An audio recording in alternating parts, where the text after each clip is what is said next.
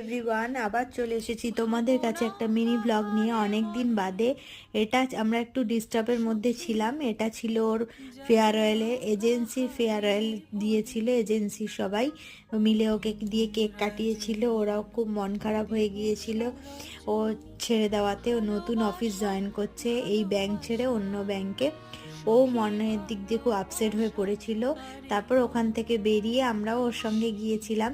ওখান থেকে বেরিয়ে আমরা ধর্মতলা, যেখানে হচ্ছে ওই 26শে জানুয়ারি প্যারেড হবে, ওইখান থেকে পাশ করে আমরা হচ্ছে ঘোড়ার গাড়ি দেখলাম। তারপর আমরা চলে গেছিলাম মাঠে, হচ্ছে এটা ময়দানে গিয়ে আমরা কিছু সময় ওখানে বসেছিলাম। আমি কলকাতাতে থাকতাম ঠিকই, কিন্তু আজ পর্যন্ত কোনোদিন ময়দানে যাইনি, এই ফার্স্ট টাইম গেলাম।